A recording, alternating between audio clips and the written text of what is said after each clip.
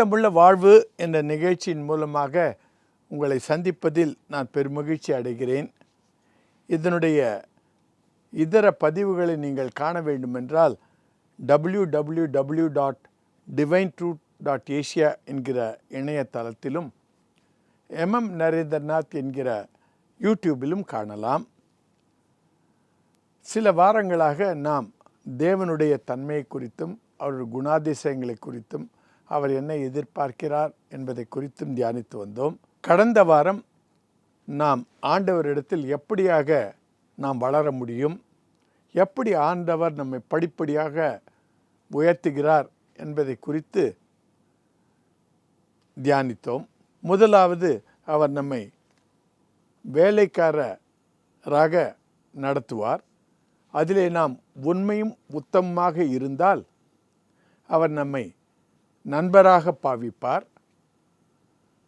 நண்பராக பாவிக்கும்போது அவருடைய திட்டங்களையும் அவருடைய எதிர்பார்ப்புகளையும் நம்மிடத்தில் பகிர்ந்து கொள்ளுவார். என்ன என்று பார்க்கும்போது, இந்த மனித குலத்தை அவருடைய சீஷராகவும் நம்மை சீஷராகவும் மற்றவர்களை சீஷராக்கும் பணியை நமக்கு கொடுத்திருப்பதை குறித்தும் நமக்கு புலப்படுத்துவார். அதை நாம் புரிந்து கொள்ளும்போது நம்மை அவர் நண்பர் என்று குறிப்பிடுவார். அதை தெரிந்து கொண்டு நாம் சீஷராகும்போது நம்மை அவர் உற்றார் உறவினர் என்று இன்னும் சிறிது அருகாமையிலே கொண்டு வந்து அன்பு பாராட்டுவார். அதன் பிறகு நாம் மற்றவர்களை சீஷராக்கும்போது நம்மை பிள்ளைகளாக அவர் பாவிப்பார்.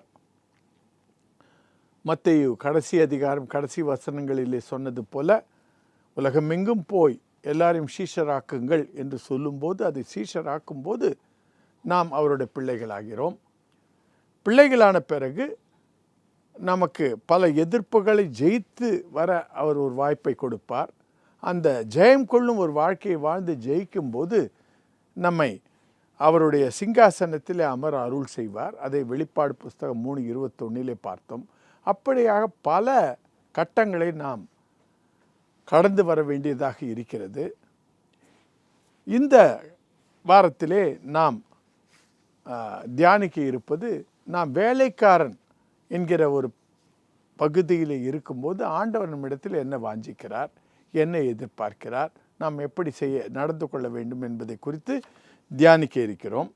இதைத்தான் நாம் லூக்கா எழுதின சுவிசேஷம் 17வது அதிகாரம் வசனம் 7 முதல் 10 பார்த்தோம். உங்களில் ஒருவனுடைய ஊழியக்காரன் உழுது அல்லது மந்தை மேய்த்து வயலிலிருந்து வரும்போது எஜமானன் அவனை நோக்கி, நீ முன்பு போய் சாப்பிட்டு வா என்று அவனுக்கு சொல்லுவானோ? நீ எனக்கு சாப்பாடு ஆயத்தம் பண்ணி அறை கட்டி கொண்டு நான் போஜனம் பண்ணும் அளவும் எனக்கு ஊழியம் செய், அதன் பிறகு நீ புசித்து குடிக்கலாம் என்று அவனுக்கு சொல்லுவான் அல்லவா? நான் கட்டளையிட்டவைகளை அந்த வேலைக்காரன் செய்ததற்காக அவனுக்கு உபசாரம் செய்வானோ? அப்படி செய்ய மாட்டானே. அப்படியே நீங்களும் உங்களுக்கு கட்டளையிடப்பட்ட யாவற்றையும் செய்த பின்பு, நாங்கள் அப்பிரயோஜனமான ஊழியக்காரர், செய்ய வேண்டிய கடமையை மாத்திரம் செய்தோம் என்று சொல்லுங்கள் என்றார். கர்த்தருடைய பிள்ளைகளே, இங்கு நம்மை வேலைக்காரனுடைய ஒரு நிலையிலிருந்து கர்த்தர் நம்மை உருவாக்குகிறார். நாம் மற்ற மதங்களிலே பார்க்கும்போது அங்கும் இப்படித்தான் இருக்கிறது. இஸ்லாமிலே அல்லாஹ் மனித குலத்தை வேலைக்காரர் என்று சொல்லுவார் என்று கூறப்பட்டிருக்கிறது. அதே போல் மகாபாரதத்திலே கிருஷ்ண பகவான் அர்ஜுனனை குறித்து கடமையை செய், பலனை எதிர்பார்க்காதே என்று சொல்லுவார். இங்கும் அப்படித்தான் இருக்கிறது. ஆனாலும் கர்த்தருடைய பிள்ளைகளே, இங்கு நம் ஆண்டவர் நம்மை மேலும் வளர அனுமதிக்க வல்லவராயிருக்கிறார். அதற்கு நாம் பிரயாசப்பட வேண்டும். அதை குறித்து தான் இன்று நாம் தியானிக்க இருக்கிறோம். இந்த வேலைக்காரன் பகுதியிலே நாம் இருக்கும்போது நாம் எப்படிப்பட்ட வேலைக்காரர்களாக இருந்தால் அவர் நம்மை அடுத்த ஒரு நிலைக்கு, அதாவது ஒரு நண்பர் என்கிற ஒரு நிலைக்கு கொண்டு போவார் என்பதை குறித்து நாம் தியானிக்க இருக்கிறோம். இந்த வேலைக்கார பகுதியிலே நாம் எப்படிப்பட்டவர்களாக இருக்க வேண்டும், இதுதான் முக்கியம். வேலைக்காரராக நாம் இருக்கும்போது மத்தேயு எழுதின சுவிசேஷம் 25வது அதிகாரம் 23வது வசனத்தில் இப்படியாக நமக்கு எழுதப்பட்டிருக்கிறது. அவனுடைய எஜமான் அவனை நோக்கி, நல்லது உத்தமும் உண்மையும் உள்ள ஊழியக்காரனே, கொஞ்சத்திலே உண்மையாயிருந்தாய், அநேகத்தின் மேல் உன்னை அதிகாரியாக வைப்பேன், உன் எஜமானுடைய சந்தோஷத்திலே பிரவேசி என்றார். கர்த்தருடைய பிள்ளைகளே, இங்கு நாம் என்ன காண்கிறோம் என்றால், உண்மையும் உத்தமமுள்ள ஊழியக்காரனாகத்தான் இருக்கிறோம். ஆனாலும் நமக்கு கொடுத்த பொறுப்பிலே நாம் உண்மையும் உத்தமமாக இருக்கும்போது அவர் நம்மை உயர்த்த வல்லவராய் இருக்கிறார். அப்பொழுது நாம் உண்மையும் உத்தமமாக எப்படி இருக்க முடியும் என்று பார்க்கும்போது, கடவுள் வேறு எந்த ஜீவராசிக்கும் கொடுக்காத ஒரு மனசாட்சியை நமக்கு கொடுத்திருக்கிறார், தெரிந்து கொள்ளும் தன்மையை கொடுத்திருக்கிறார். இவற்றை இரண்டையும் வைத்து நாம் உண்மையாகவும் உத்தமமாகவும் இருக்க வாய்ப்பு உள்ளது. அதை நாம் எங்கே காண்போம் என்றால், உபாகமம் புஸ்தகம் 30வது அதிகாரம் வசனம் 11 தொடங்கி 14 வரை இப்படியாக நமக்கு எழுதப்பட்டிருக்கிறது. நான் இன்று உனக்கு விதிக்கிற கட்டளை உனக்கு மறைப்பொருளும் அல்ல, அது உனக்கு தூரமானதும் அல்ல. நாங்கள் அதை கேட்டு அதன்படி செய்யும் பொருட்டு எங்கள் நிமித்தம் வானத்துக்கு ஏறி அதை எங்களுக்கு கொண்டு வருகிறவன் யார் என்று நீ சொல்லத்தக்கதாக அது வானத்தில் உள்ளதும் அல்ல. நாங்கள் அதை கேட்டு அதன்படி செய்யும் பொருட்டு எங்கள் நிமித்தம் சமுத்திரத்தை கடந்து அதை கொண்டு வருகிறவன் யார் என்று சொல்லத்தக்கதாக அது சமுத்திரத்துக்கு அப்புறத்தும் உள்ளதும் அல்ல. நீ அந்த வார்த்தையின்படியே செய்யும் பொருட்டு அது உனக்கு மிகவும் சமீபமாய் உன் வாயிலும் உன் இருதயத்திலும் இருக்கிறது. கர்த்தருடைய பிள்ளைகளே, மனசாட்சி என்று ஒன்று வைத்து தேவனுடைய வெறுப்புகளை நமக்குள் வைத்திருக்கிறார். அதனால் நாம் மற்றவர்கள் சொல்ல வேண்டிய அவசியமில்லை, ஆண்டவர் நமக்கே அதை புலப்படுத்துவார். கர்த்தருடைய பிள்ளைகளே, என்ன எதிர்பார்க்கிறார் என்பதை சொல்லிவிட்டார். செய்ய வேண்டுமா செய்ய வேண்டாமா என்ற ஒரு தெரிந்து கொள்ளும் தன்மையை நம்மிடத்தில் கொடுத்து விட்டார். இதன் மூலமாக நாம் உண்மையும் உத்தமமாக இருக்க முடியுமா முடியாதா என்பது நமது கரத்திலே இருக்கிறது. அப்படி நாம் உண்மையும் உத்தமமாக இருக்கும்போது கடவுள் நம்மை உயர்த்துவார். நான் சிலரிடம் பொருட்களை கொடுத்து ஒன்றும் சொல்லாமல் விட்டுவிட்டேன் என்றால் அவர்கள் சுயத்துக்காக வாழ்வார்கள். ஆனாலும் இல்லையப்பா, உனக்கு தேவையானதை வைத்துக்கொள், மற்றவர்களுக்கு பகிர்ந்து கொடு என்று சொல்லி பிறகு அவர்கள் கொடுக்கிறார்களா இல்லையா என்று நான் அவர்களை நோக்கி பார்க்கும்போது கொடுப்பவர்களையும் கொடுக்காதவர்களையும் நான் பிரிப்பேன். அதுபோலத்தான் ஆண்டவர் நமக்கு கொடுத்ததை கொடுத்துவிட்டு சுயத்தை மேற்கொள்கிறானா என்று பார்க்கிறார். உண்மையும் உத்தமத்தை எப்படி அவர் சோதிக்கிறார் என்று பார்க்கும்போது ஒரு உதாரணத்துக்கு சொல்லுகிறேன். ஒரு பணியாளியை நான் அமர்த்த வேண்டும் வீட்டை பெருக்கி துடைப்பதற்காக என்று வைத்துக்கொள்வோம். உதாரணத்துக்காக ஆண்டவர் எல்லாம் உதாரணத்தின் மூலமாகத்தான் நமக்கு சொல்லி கொடுத்தார்.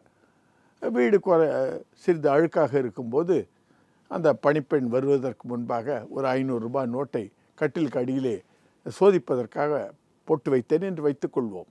அவர்கள் வந்த உடனே பெருக்கி கூட்டிட்டு வாங்கம்மா பார்ப்போம் என்று சொல்லலாம்.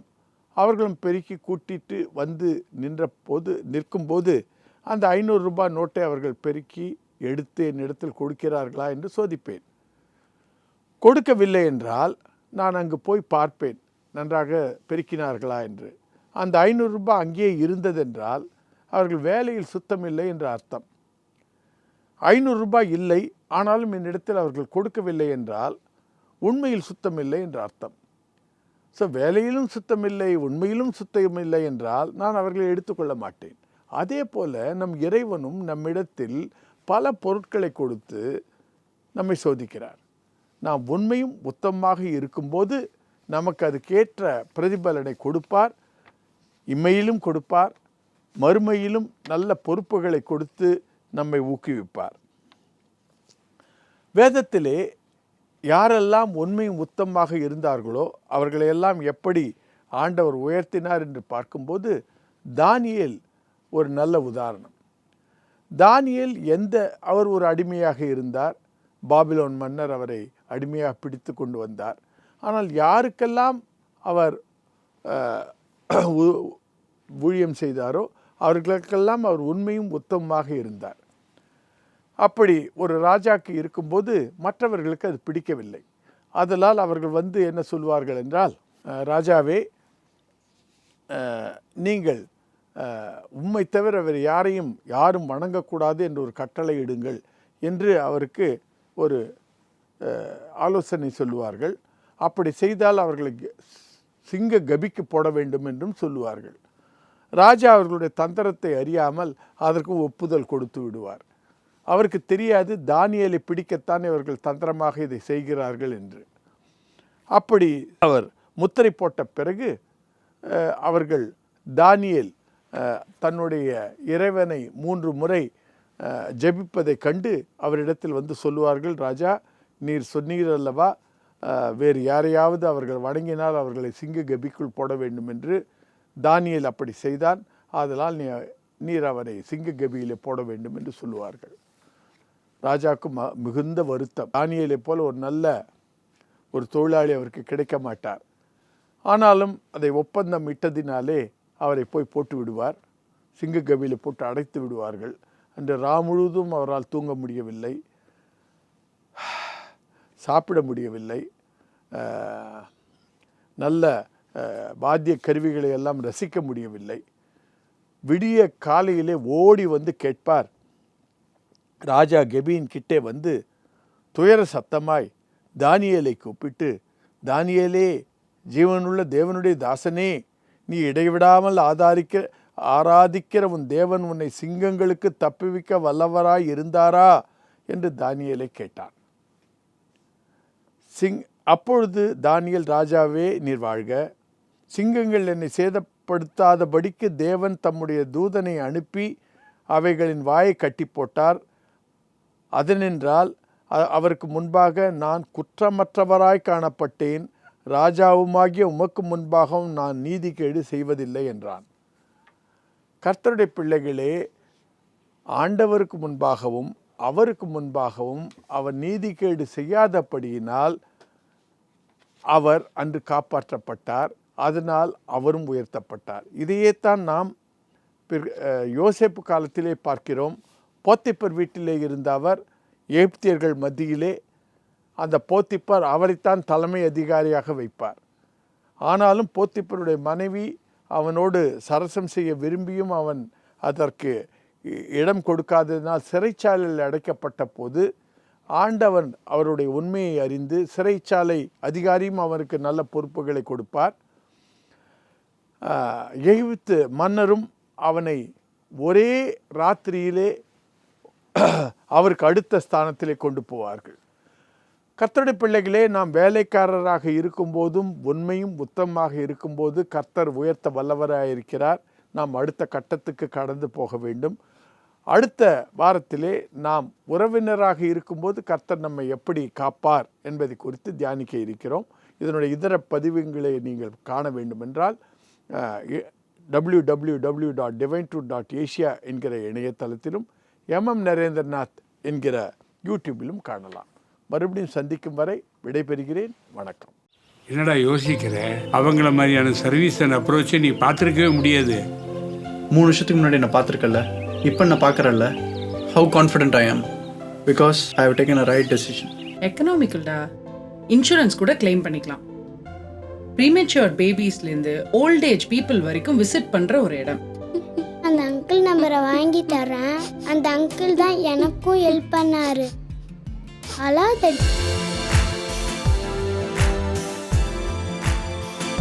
எல்லா பேஷண்ட்ஸுக்கும் பர்சனல் கேர் தராங்க.